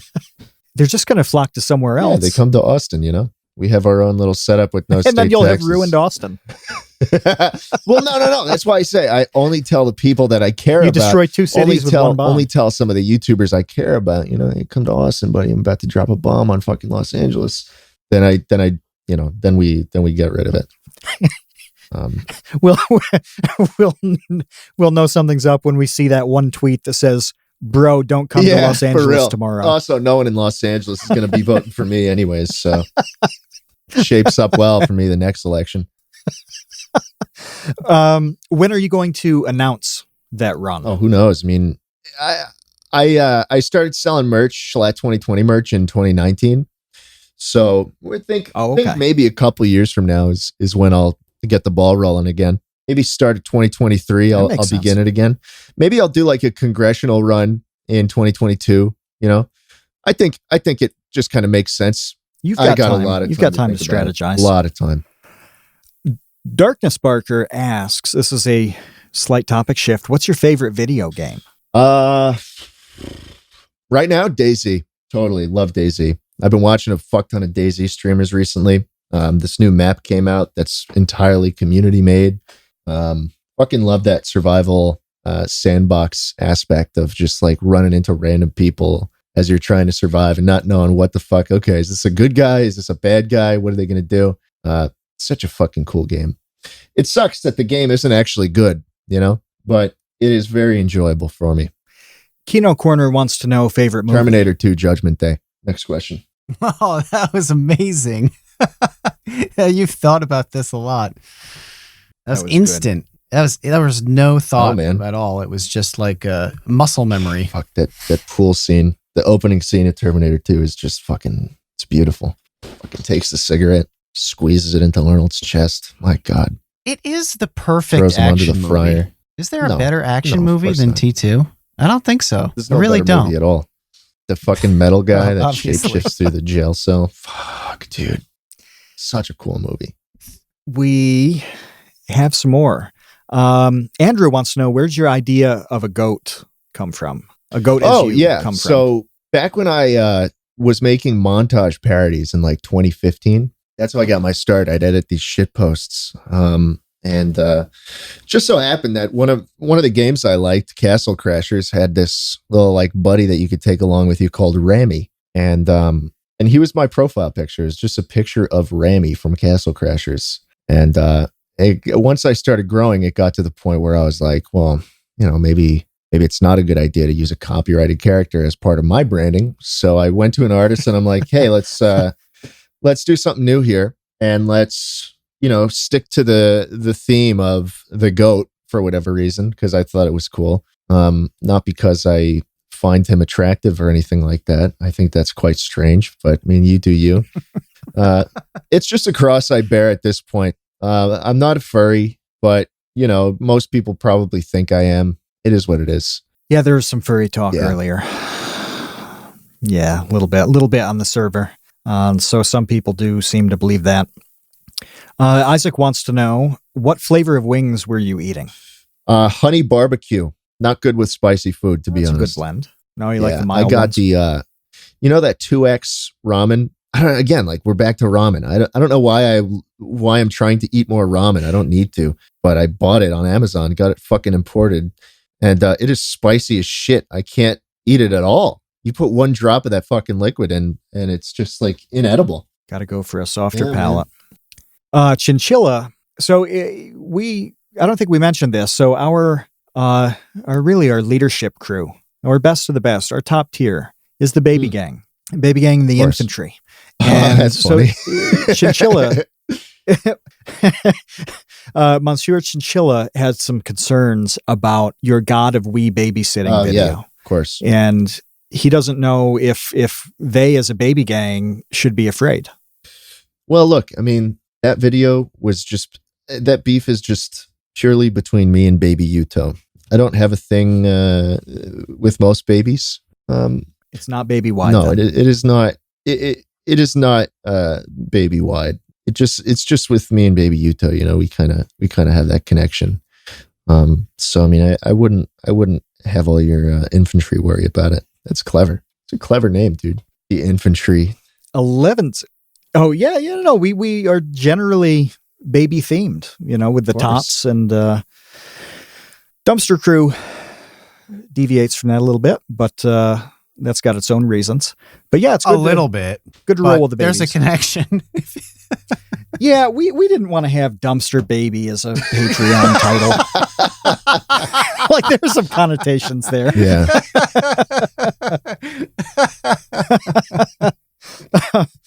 So 11s wants to know about your keyboard bit. Where do you get these keyboards and how many do you buy? So my manager, Ryan P., who manages the Misfits and some other groups, he had a U2's launch, and he said, hey, if you promote this U2's launch in one of your videos, I'll get you a really nice keyboard. And I said to him, how about you get me a kind of nice keyboard and also like 50 really shitty keyboards so I could break them. And he said, okay. And then, 50 shitty ass keyboards showed up. and I still have three. There's three left. After about half a year, there are three keyboards left. Are you going to restock? What happens when the final keyboard goes down? I feel like it's kind of played out at this point. I mean, how many more times can Jschlatt smash a keyboard and all his and everybody in the baby gang laughs? You know, like I feel like I'm kind of running on fumes at this point. Dude, do you know how many times Gallagher smashed a watermelon? Yeah. He's got a good career in Laughlin right now. Or thousands. You think I could get another shipment of keyboards? If he can keep getting those watermelons, man, you can keep getting the keyboards. But I do have a very nice buckling spring keyboard. That is my daily driver. Not the IBM Model M's, although those are the classics. I have a Unicomp. I think it's called the Unicomp Classic. It's basically this company that bought all the old patents and machinery to make the Model M keyboards, and has continued to make them, but kind of, newer. So if anybody is wondering what kind of keyboard I use, you just get a fucking buckling spring and it'll last you for years. We got a couple more here. Oh, so there's been a revival announced for iCarly. Isaac wants to know if you're going to get a role in it. No, I don't think so. Dan Schneider. Not even just your Dan feet? Schneider hasn't contacted me about any, bits where I pour ketchup on my feet or, write my favorite iCarly quote on my feet or, take pictures of my feet. We were watching, dude, I was in a call the other day and we were watching this fucking mashup of all the times they had Ariana Grande doing the most sus shit on Victorious. It was honestly, it was fucking disgusting. I have no idea how that fucker got away with doing the shit he did. LA, baby. Dan Schneider was taking the fucking the golden shower. That's different. But yeah, that video that Isaac just posted, that is such a disgusting video. Oh, it's bad. Yeah, it's really pretty strange, isn't it? Yeah, Ariana Grande. You're telling me no one was like, no one on Victorious, on the crew was like, why are we doing this? It's not subtle, is it? Like at a certain point, it's just not subtle. I've never seen it, and obviously people listening, if they haven't seen it, they're not in the chat, so they can't click it. What is it? Close-ups of her feet? They gave her like these weird toys that she was like stroking throughout her weird speeches. I don't know. The whole concept is just weird. About a minute into this video, it basically looks like she's getting a facial. And this is like, she's a child. It's and this was gross. Like Kino saying in the chat. Gross. Yeah, Kino saying this is present in most of the shows that he worked on, and there's dialogue that's really strange, some jokes that are really strange, positioning of body parts and things like that.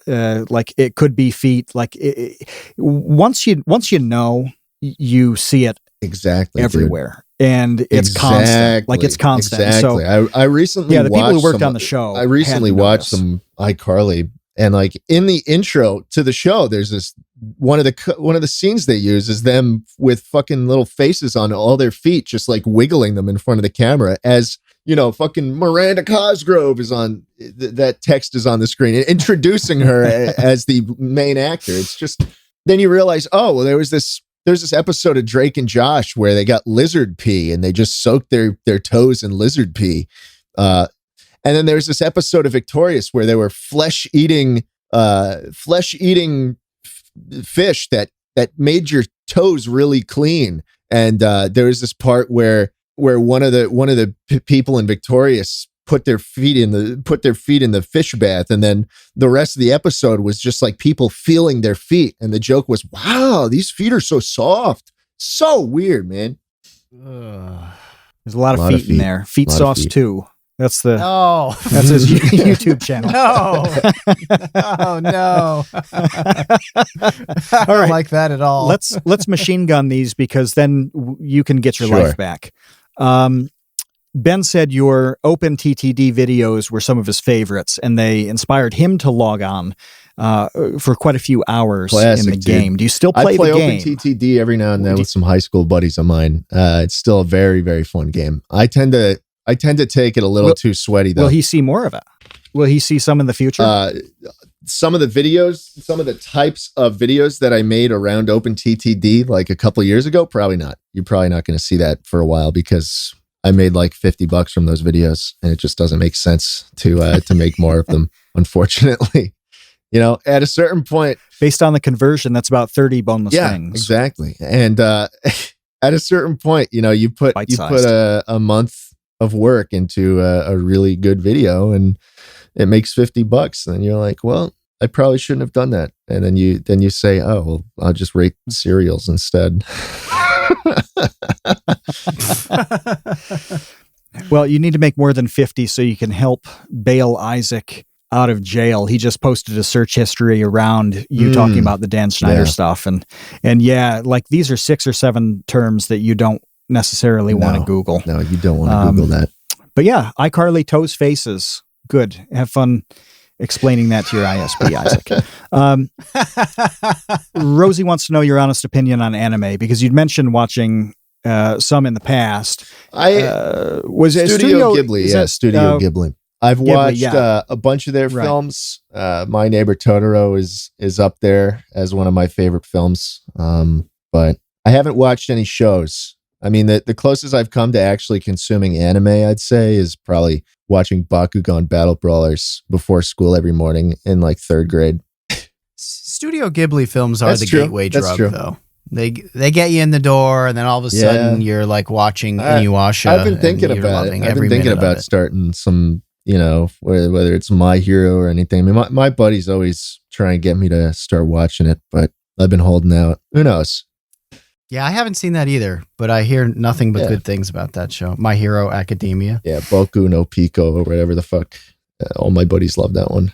Triple question mark wants to know if you have any upcoming plans for your main channel, or are you just going to stick to live and the slap for now? Live and the slap for now. I wish, look, dude, I mean, I wish I could still, I wish it made sense for me to make long form, more thoughtful content, but it straight up just doesn't. YouTube makes it abundantly clear what they want to see from us as creators, and we'd be stupid not to give in and make that kind of stuff for the time being until I have enough money to the point where I can start doing projects I want to do again. Not to say I don't enjoy what I'm doing now, but it is certainly tailored to the YouTube algorithm in a way that my older, more thoughtful stuff was not, because this is my job now. Well, that's fair. You got to ride the wave Sure. when you've got it, because it's just not always going to be there. And Isaac wants to know, how did the entire Dream SMP experience go? And do you wish it had gone differently? And is there anybody you genuinely like or dislike after it? I mean, the Dream SMP was interesting. I was told to come in as the president. It's a pretty hard scripted Minecraft server. Like, these events that are all planned out. They've all kind of got the storyboard that we've got to follow. And I think I did a good job. I think I performed up to most people's liking. And the downside to that is some people think I'm an awful guy. But I've been doing very well on YouTube and Twitter and all these places since then. So, I mean, I can't really complain. It was funny though to see my last line being like, Jschlatt has a heart attack and dies. I was like, well, all right. And so I've never been on the server since. I had canonically died. So there I go. Wow. Yeah, there's no coming back from that, is there? I mean, there's some talented people on the Dream SMP. We talk a lot about Tommy Innit, and how explosive his growth has been recently, and the fact that I am just embarrassed to show people what I was doing when I was 16. And he's 16, and he has 3 million subs, and he's getting like almost 100 million views a month. It's fucking good for him, man. Very proud. Wouldn't be able to do it at 16. Yeah, that's his. I don't even know what you call it. His existence is so atypical. It's weird. It's awesome. It's neat to see, but it's very hard to understand because there just isn't a whole lot like it. Kevin, I think that's finally Fucking I think see you that's later. it. We had some more questions, but we covered them all in the episode, So Chinchilla asked why you were spreading misinformation about the cereal tiers. Well, we got to a lot of cereal. We had a nice discussion about that. I'm sorry I got a little heated. I take my cereal very, very seriously. Well, you should. And Baseweight asked a bit about cancellation and all that, but you went, you ran with that and explained to the nth degree, and that was pretty solid. So we're in good shape, Kevin. Yeah. Okay. Well then, and also you already kind of, we like to end each episode by asking our guests what their fursona is. You already explained that you don't have one, so I'm going to ask the other question instead. The other question that we get our guests out on is we'd like to celebrate the creativity of our guests. That's the point of this podcast. It's called The Create Unknown. So, one of the other things that we like to do is ask our guests to do an ad read, impromptu ad read. You just have to make up the sponsor for this episode. Whatever the sponsor is, it's your job to come up with that and then to just do the ad read for the sponsor that you've chosen for this episode, for your episode. Like a fake, Jschlatt's episode of the Create company Unknown. that has decided to sponsor this episode, or can I just do it? Yeah. Can I do an ad read for my plush figure that comes out when this podcast will air? Do that too. Okay. Well, do that too. Let's sell some Allow me to sell some Jschlatt plushes. I'm selling 6 different fucking Ram themed. Oh my God, you're gonna love this, guys. You're gonna fucking love this. Ram themed plushes. All the furries in chat are fucking salivating right now because there's pillows. There's this 2 foot tall plush that just kind of stands on its own. It's crazy. Also some tinier ones. That's huge. Keychain plush. Very cool stuff. It's on YouTube's site. And that's where we're selling them. And I suppose the sponsor of this video, of this podcast, besides my plushies, has been Boneless Wings, because there is absolutely no residue that comes along with using a metal fork. I had a feeling it was going to be come back to the wings. It's where we started. Dude. It's where we're ending. It feels residue-free chicken. It's the circle of life. That's the future. Well, listen, Residue Man, thank you for taking the time and hanging out with us. I am the Residue Man. It was a pleasure. Thanks, guys, for having me. I had a lot of fun. All right. And thanks to all of our patrons, our new patron, Rosie. We love you, Rosie. For hanging out with us. We love you. And Elevenses did overnight. Elevenses jumped in the gang, or in the tots as well. And so that was nice to wake up to. Good to see we some love awesome and people. Appreciate all of you individually. Thank you. Yeah, we're doing these every Wednesday at 6 p.m. Eastern. If you want to listen, you don't have to be a patron. Just come and listen and hang out. If you want to chat, well, then you got to at least be a tot. But why stop there? You could be a part of the dumpster crew. You could be in the infantry. You could be part of the illustrious baby gang. Just go to patreon.com/thecreateunknown. And you can go until higher. Then, if you're interested, you can buy this whole podcast from us. That's true. That's true. We have no and attachment host it to yourself. If the price is right, it's gone. Yeah, we're open. We're open to offers. So just slide in those DMs with a with a cashier's check. Yes, Western Union. Right. Exactly. Yeah. Wire it from Nigeria, from the prince, and it's all yours. All right. No, seriously though. Thank you, Jschlatt. Thank you, patrons. Thank you, non-patrons. We'll be here again next Wednesday. Until then, see you, Space Cowboys. Thanks for listening to The Create Unknown. We'd like to extend a huge thank you and a congratulations to the listeners who made our Save the Babies drive a success. Many new $2 tots and Dumpster Crew members, you have saved tiny little lives. A tremendous shout out to our elite baby gang. Trevsdead, Boromir, Bot Dogs, Chinchilla, Cat, Isaac, Conrad, James Gallagher, Jeff Davis, Patrick Pister, Baseweight, and our newest sweet little babies, Doe Jangles and the Catboy Laterment. And thank you to our grizzled, battle-hardened child infantry, Jen Mafasanti, Kevin with an E. Menard, Mikhail Steinke, Risebread, Sean Malone, Monahim, and the newest recruit, Private First Class Ryan Kinder. Thank you to our producer and editor Ben Webster and our social media manager Dan Yoshua. The Create Unknown is an Unknown Media production.